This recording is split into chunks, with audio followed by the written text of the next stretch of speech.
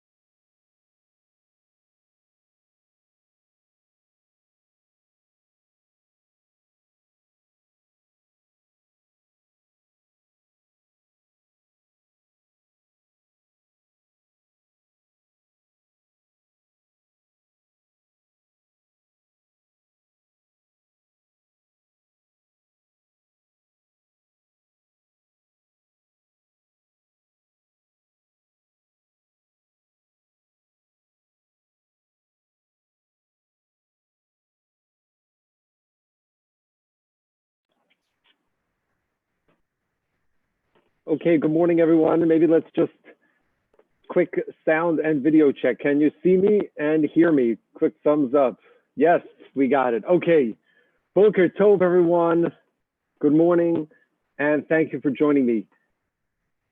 Before we get started, I just want to express tremendous hakaras hatov that we all have for Mrs. Emma Katz, who has put in so much effort, devotion, hard work into her labor of love, and that has been our Neely initiative over the past year, and specifically in preparing for this Yarchei Kala, our annual Women's Learning Conference through Neely. And so our ability to learn together and to enjoy an incredible array of Torah personalities and presentations is all thanks to her leadership and her devotion. So when you happen to see her, maybe virtually, and you have a chance to wave and thank her, she's just getting online. So you could message her privately in the chat, but she really deserves so much gratitude, thanks, and recognition for all of the incredible work that she has put in to making not just this Yarchei Kala, but the entire year of learning that we have enjoyed, even though it's been unusual and very different. Oh, I saw a clap on the bottom. That's awesome. So for this, for this morning, day 2 of Yarchei Kala, first of all, I invite you to my backyard because I figured today was a nice opportunity. The weather is nice. It doesn't look like it's going to rain and it's quiet. So to have an opportunity, I just say it's quiet and then there's a truck, I think, going by. To have an opportunity to get together outside a little bit. We're socially distanced, so there's nobody here in the backyard near me. But our goal today is to explore, we're going to explore a topic that is both timeless and very timely. And to do that, we're going to meet an important figure, someone who maybe was my acquaintance over time, but this year I've had a chance to spend more time with him. And we could frame this conversation, this discussion, this limud in a story or in a parable.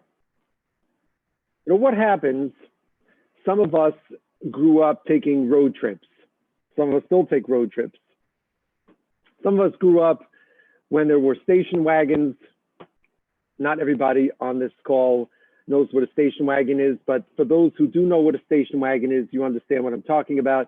In the old days when we had station wagons, so in my family, we had a station wagon, and the back part of the station wagon, which is, for those who are on the younger end, the precursor to the minivan. So we had a back seat that would face the back of the car, but when we would take long trips, like to Cleveland, or sometimes late night trips to New York, my parents, we lived in Baltimore, so we would put the back of the station wagon down, We would put it flat down, and my brother, my sister, we would have sleeping bags. I don't know if it was legal. I think in those days, that's how you did. I see some people are nodding on this. So you're preparing for a road trip. You're going to take a road trip. And for a whole variety of reasons, maybe we didn't fill up the gas tank sufficiently. Maybe we didn't check the weather, a lot of things. And somehow the expectation and the reality do not meet. The expectation of an awesome road trip that we were planning and how it was going to be so much fun, and we were going to do all kinds of activities, and we were going to spend quality time, and it was going to be amazing, but then it didn't turn out that way. And I'm going to let you fill in the blank as to what it might mean that it didn't exactly turn out that way. But the truth is, we all had this experience, so to speak, kiviyachol. And for those who want to follow along inside, I put them on the page for you if you like, but you don't need to. I'll share it on the screen, but again, you also don't need to. We were getting ready for an amazing road trip as the Jewish people, as you can see on the screen. The pasuk tells us in Shmos and Perek Yotes, Atem re'isem asher asisi leMitzrayim, va'eso eschem al kanfei nesharim, va'avi eschem eloi. HaKadosh Baruch Hu says to us, children, I took you out of Egypt. We're going to Sinai, and we're going to take a trip to the land of Israel. We're going to take a road trip. All the Jewish people, all 600,000, all 3 million, we're all going to get on this trip, and it's going to be al kanfei nesharim, on the wings of eagles. I guess the way to contemporarily understand that is first class. Al kanfei nesharim, on the wings of eagles. So Rashi points out, he quotes from Chazal, that the eagle flies high, and he puts, or she puts, her young on the top of the wings, so that the eagle shields the young from any potential predators or arrows. We were going to be protected, and we were going to be al kanfei nesharim. It was going to be first class. That's what our journey was going to be in the desert. That's what we expected. So when we set out, we were looking forward to the greatest divine road trip of all time. But what happened? We know what happened. There is a medrash that dramatizes this in an unbelievably painful way. Look at this on source number 2. Some of you are familiar with it. You heard from the Psichta in the Eicha Rabbah. On Reb Levi says, Kol Erev Tisha B'Av, every Tisha B'Av Eve, Haya Moshe Motzi Cruz B'Chol HaMachaneh. Moshe Rabbeinu would tell everyone, and again, if you're just joining, if you want to click in the chat, there are these Mar Makomos, but don't worry, they're on the screen. If not, you could just follow along, don't worry. Moshe Rabbeinu would make an announcement, Erev Tisha B'Av, which is this coming Wednesday. Halavan Mashiach should come before then. V'amer, and he said, V'omer Tzu'u Lachpor, go out and dig. And Lo Aleinu, previous generations taught us what we can't even describe or imagine what that means, to dig graves. We can't even think about that. Even on Tisha B'Av, it's very difficult. Su'u lachpor, go dig your own graves.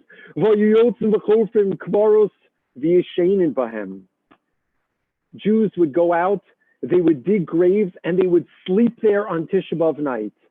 L'shachris, in the morning, says the Medrash, Hayamotzi Cruz, Moshe Rabbeinu would announce, Va'omer, and he would say, Kumu, get up, V'ifrishu hamesim and achayim, V'ayu omdim umotzian atzmam.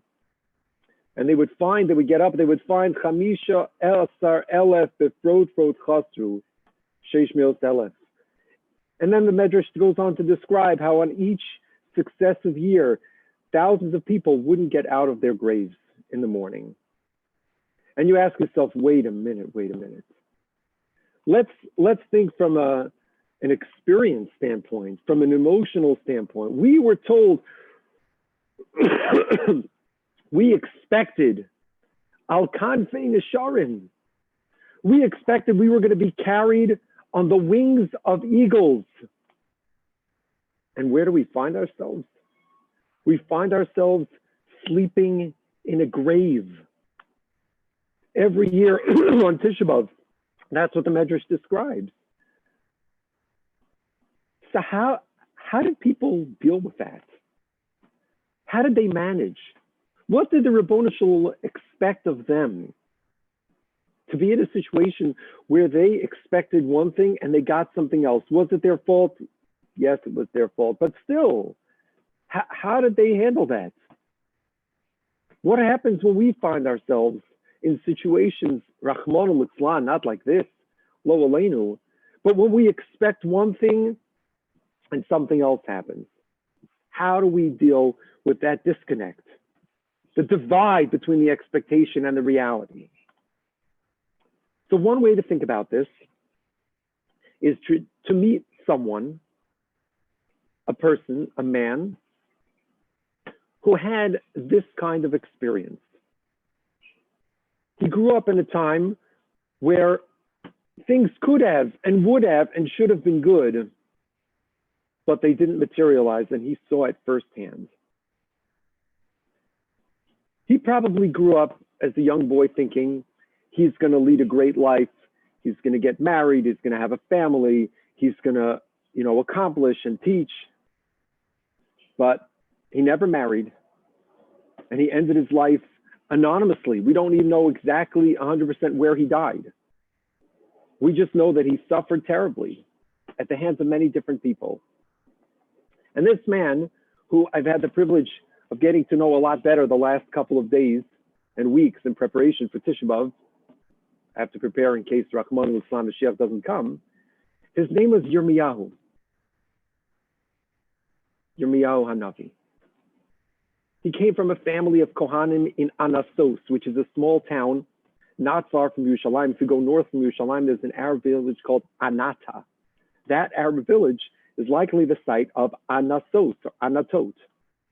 If you want to get to know Yirmiyahu better, first of all, there are several Sfarim on Sefer Yirmiyahu, but this is the Sefer I want to introduce to you. It just came out this year, called Uncovering Yirmiyahu. It's a fascinating work by Rabbi Yehuda Landy, who, a quick shout out to one of the members of this group. I see that she's here today, Tammy Miller, who introduced me, her husband David. Tammy and David introduced me to Rabbi Landy, who is a tour guide at Talmud Chacham, a researcher. So he put out a book this year, just hot off the press, which incorporates archaeological finds, geographic understandings, and the history of the land of Israel with the book and the personality of Yirmiyahu. It is an absolutely fascinating work. It's an incredibly scholarly and fascinating work, but it's very accessible to the average person. And through this work and the work of Rabbi Bini Lau and others, I've had the chance to get to know this man a little bit better, this great historic figure, Yirmiyahu Hanavi, Yirmiyahu the prophet.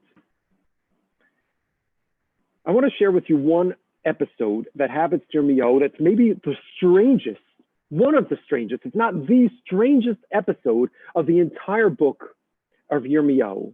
It takes place in the 10th year of the king Tzidkiyahu. Now, Tzidkiyahu is the last king of Malcha Yehuda, of the kings of Yehuda, before the destruction of the Beis HaMikdash.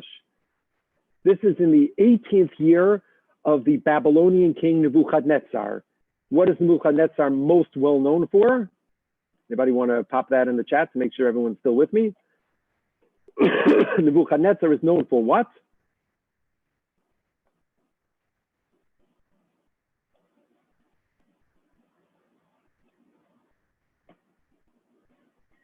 Okay, the lines then, yes, but maybe in the context of Tisha B'Av, what is Nebuchadnezzar known for more? We're still here. Why is this important that Tzidkiyahu is being besieged by Nebuchadnezzar? That's right, he destroyed the Beis HaMikdash. So what Yirmiyahu is prophesying about at this time, this is the 18th year of Nebuchadnezzar. This is the siege of Nebuchadnezzar, of Tzidkiyahu. This is the ultimate destruction of the Beis HaMikdash. Previously, the Melech Bavel had been encircling, besieging Yerushalayim. There was a brief respite. Yirmiyahu tried to escape from the city because he had been telling them, Chevra, it's going to be destroyed. Everything is going to be destroyed. For years, Yirmiyahu had been the prophet who had told them, it's going to be destroyed. It's going to come a day. He told this to Yehoiakim. He told this to prior kings. And now they're literally at the end. This is the final siege. Yirmiyahu finds himself, because he tried to leave, he finds himself incarcerated. Yirmiyahu couldn't marry because HaKadosh Baruch Hu told him that don't have any children, don't marry, you're going to be alone. You can't live the life that you dreamed. Yirmiyahu complains bitterly so many times how much abuse he took from people by telling them that the Beis HaMikdash would be destroyed. They would all be taken away by Melech Bavel. So what happens? Literally on the doorstep of the destruction, in the 10th year, what happens? Yirmiyahu has a prophecy. It's Perek Lamed Beis. Says the Navi Yirmiyahu, says, I received the word of HaKadosh Baruch Hu, Hadavar asher haya el Yirmiyahu me'es Hashem b'shnas, b'shana ha'asiris, l'tzidkiel melech Yehuda, Shmona Esrei l'shana l'luz of Aretzar. There's a discrepancy whether his name was Nebuchadnezzar or Nebuchadrezzar. The nun and the reish oftentimes change in Hebrew. Pasuk Gimel, if you see it on the screen, it tells you that Yirmiyahu was Kla'o Tzidkiel Melech Yehuda. Tzidkiel, the king, imprisoned him, saying, why are you saying that we're going to be given to the king of Bavel? Why are you giving up hope? Why are you telling me that we're going to go into jail? Which is what he had been saying. Vayorma Yirmiyahu pasuk Zayin hine Chanamel ben Shalom dodadcha ba'alecha lemor. Yirmiyahu, you know, you have a cousin. His name is Chanamel. Chanamel, the son of Shalom, your uncle. He's coming to you and he's going to ask you a question. Do me a favor, he says. I have a business opportunity for you. Knei lecha es Sadi asher ba'anasos. I have financial issues, cash strap time. You're my close relative. Buy this field because you're the closest relative, which is in Anasos, the city in Binyamin, north of Yerushalayim, that belongs to Yirmiyahu's cousin, because you're the closest relative. And exactly that happens. Pasuk Ches, Chanamel shows up in jail and says to Yirmiyahu, I have a deal. You want to make a deal? I got a deal for you. Buy this field. Vo'ekne es hasodeh. I buy the field. And I pay him 7 shkolim. If you look on this, in this book, if you can see on the screen, Rabbi Landy, he shows you coins, measures, weights that were found in Israel, archaeological finds of weights that were found, ancient weight stones that they would weigh out for purchases. And then the Navi describes that you have to take this document, the shtar that was written about this transition, write it down. Baruch ben Neriah, Yirmiyahu's scribe, has to document the transaction. You should put it in an earthenware vessel, which probably, says Rabbi Landy, looks like this. You see this jug? These were jugs that were used, terracotta vessels in which the Dead Sea Scrolls were put. They should last, as the pasuk L'man Yamdu Yomim Rabim. And the Gemara quotes this pasuk in different contexts about teaching about transactions and shtaros.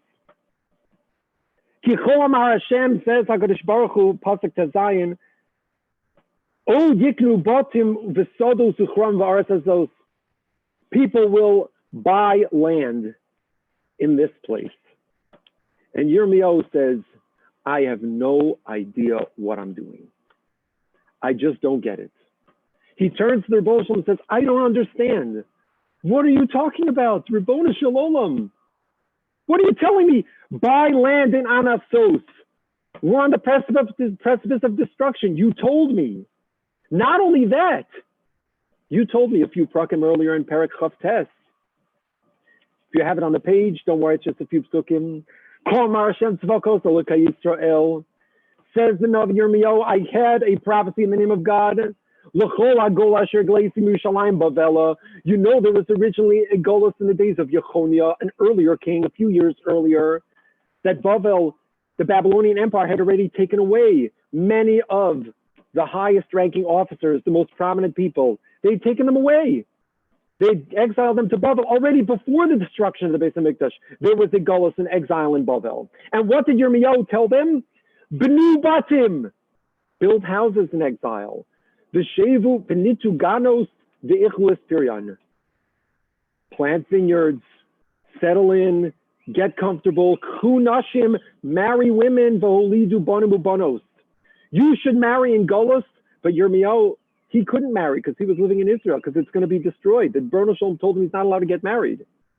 And he says to the people in Golus, marry off your children, make weddings, grandchildren. V'dirshu Shlomo Ayir, Pasuk Zion, say the Tefillah L'Shlomo Medina. Pray for the Babylonians. Do you know why?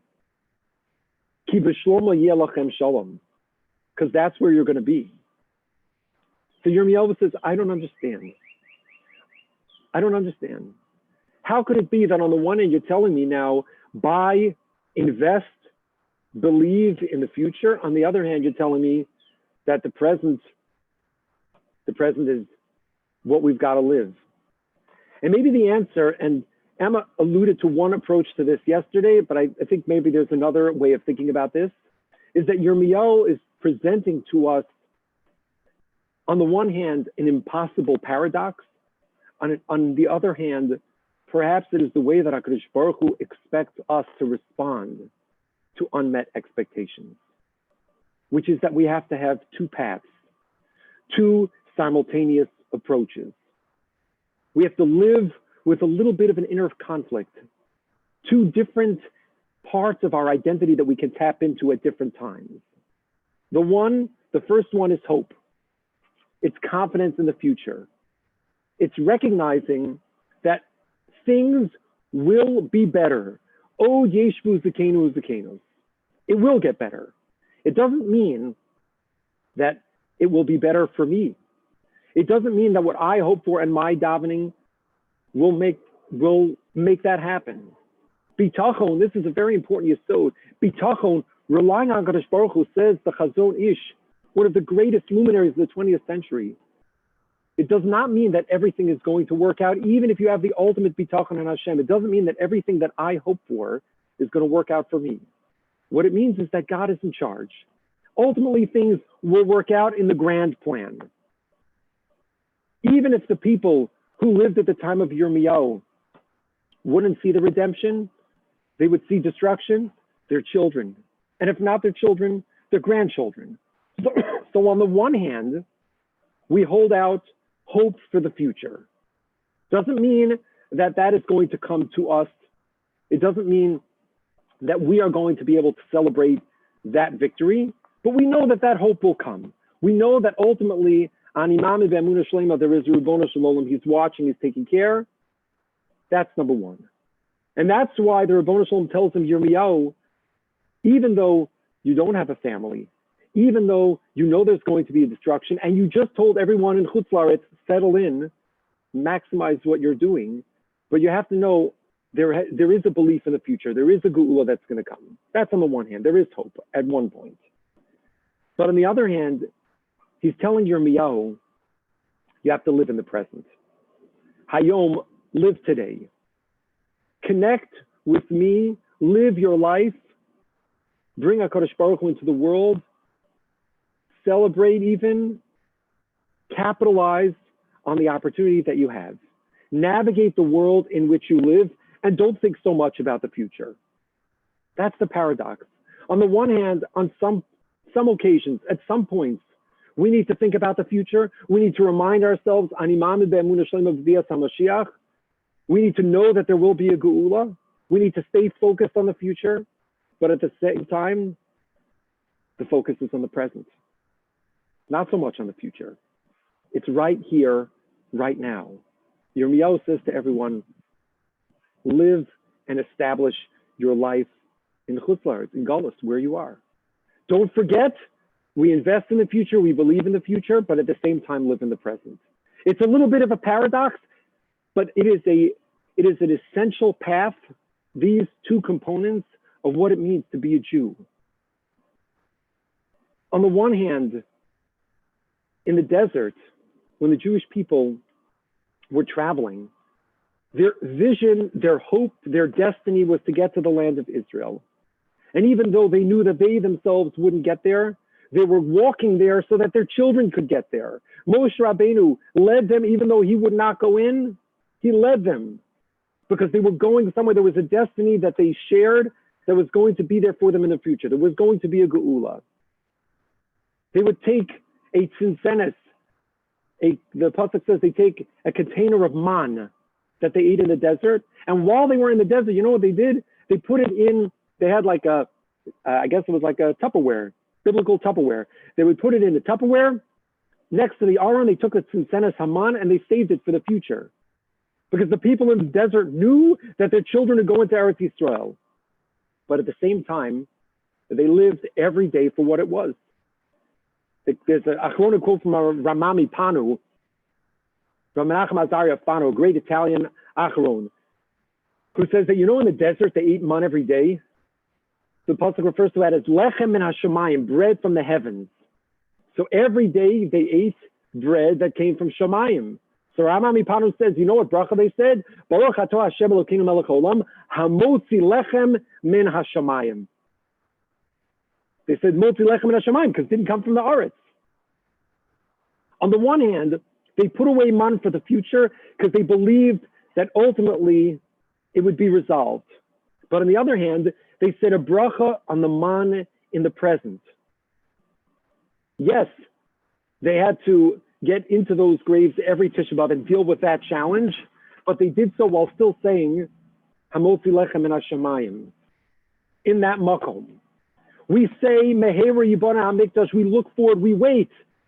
We're mitzapeh Yeshua. We wait for the future geula. That's one aspect of our personality. It's one part of our identity. It's essential. But at the same time, if you were to ask someone, what is the holiest place?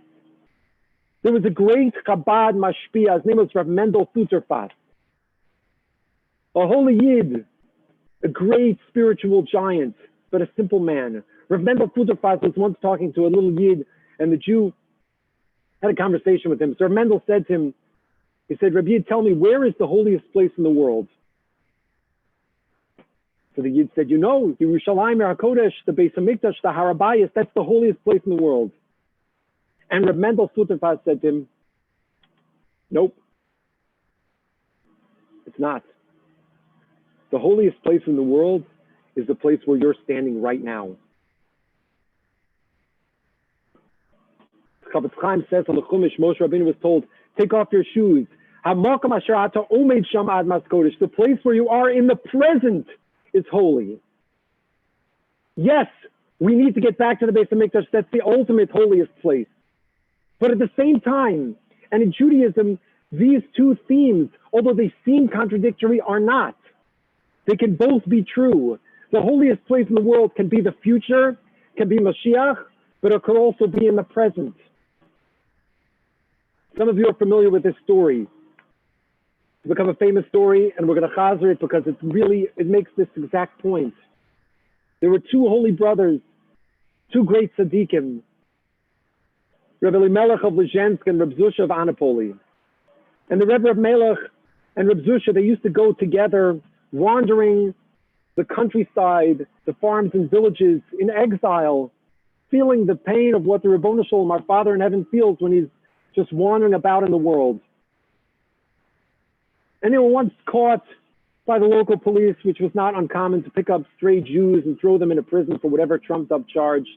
And there they were, Reb Melech and Reb Zusha. They were sitting in this prison, a dank cell, surrounded by a group of hooligans, local real criminals, lowlifes. Reb Melech and Reb Zusha, they're looking at each other. How did they end up there? Och and vey.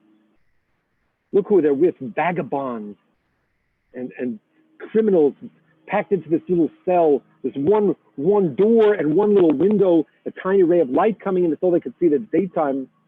And start getting later in the afternoon, they could see it starting to get a little bit more shadowy.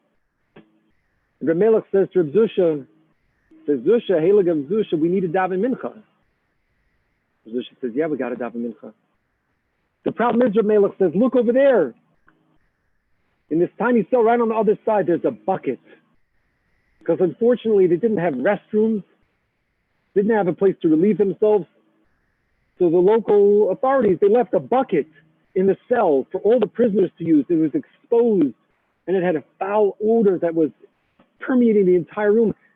And they looked at each other as the brothers. They realized they can't daven mincha near this bucket. Can't daven mincha where the bucket is. They're looking there. And Reb Melech says, I can't believe it, holy brother, Reb Zusha, I can't believe we're not going to be able to daven mincha, because look where we are. When we came to this town, I expected we were going to daven in the shtibel. I know there's a very warm place. Holy Jews, they come together, they daven every afternoon. They daven mincha there. And now, Zusha, look, we're not even going to be able to daven mincha at all.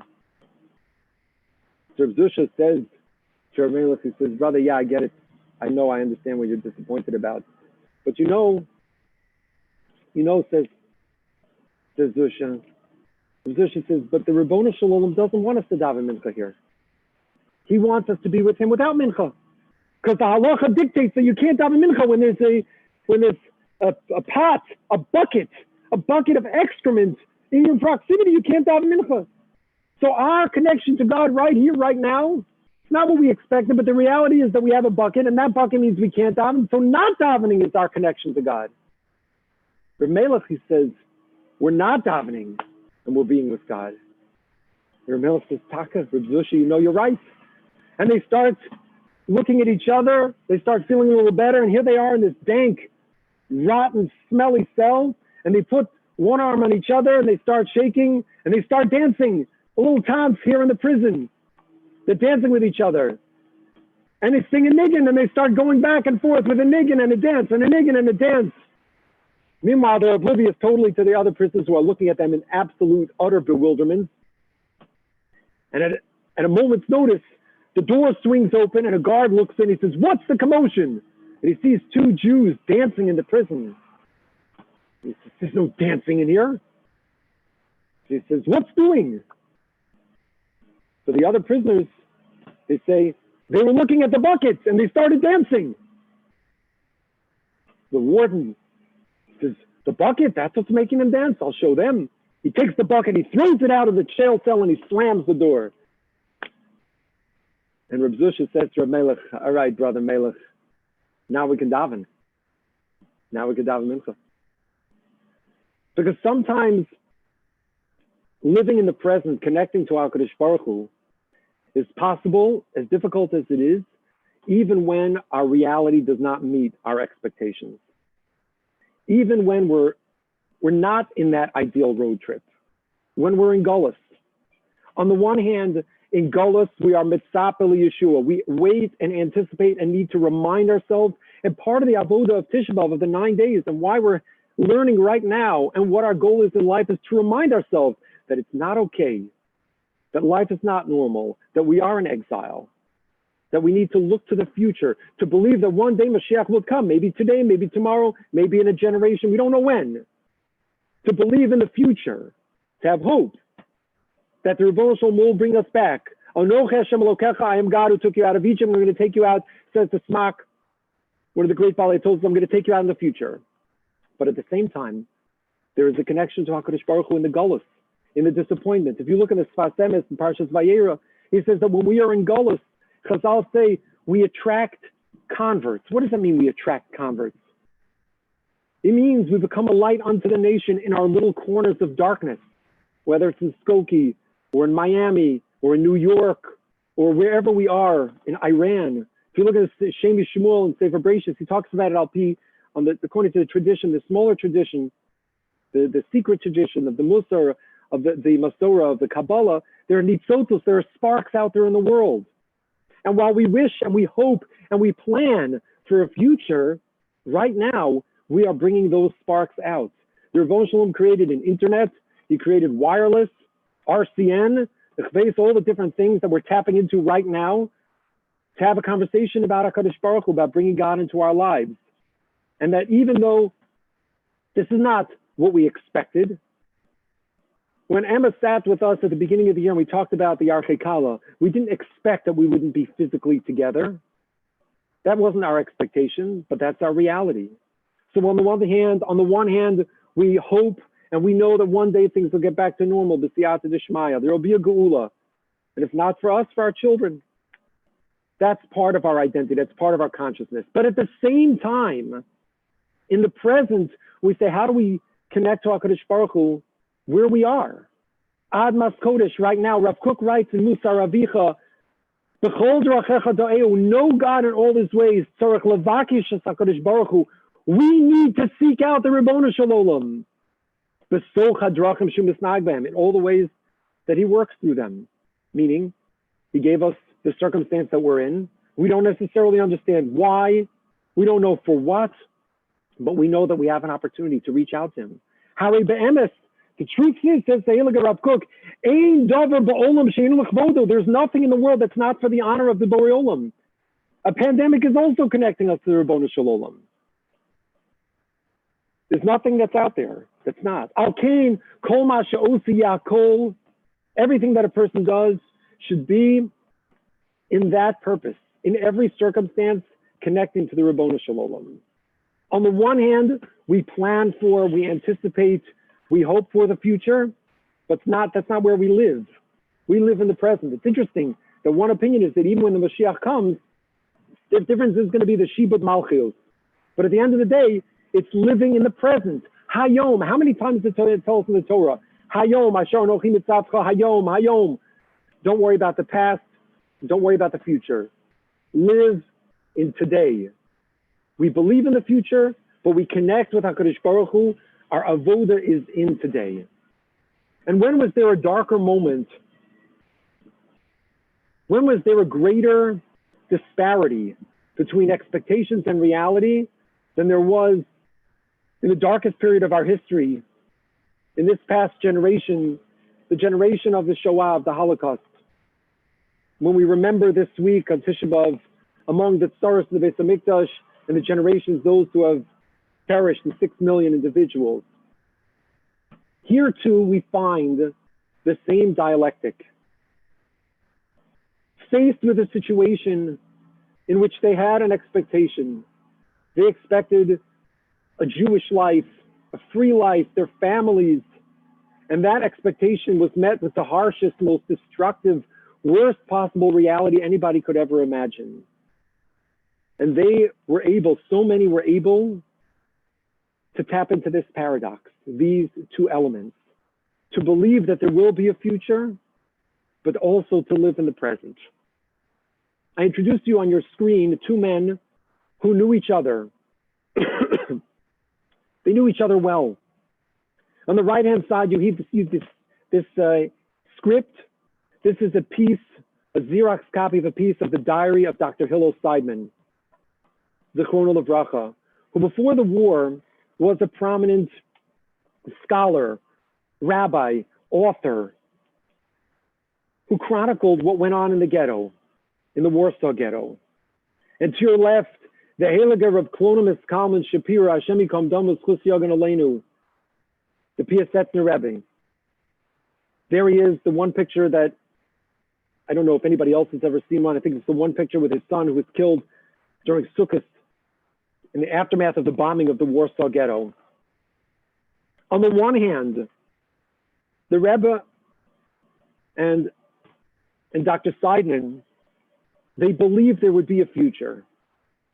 They believed there would be a future, so they both took the writings that they had in the ghetto, and each one of them, if we had another, 6-7 hours, we could unpack them separately, individually. They each wrote. Dr. Simon wrote a diary, and the Rebbe wrote down drushos. And they wrote them for the future, for future generations. Dr. Simon, he describes in his diary how he struggled to write, how it was difficult for him. I don't have the book in front of me, I'm downstairs.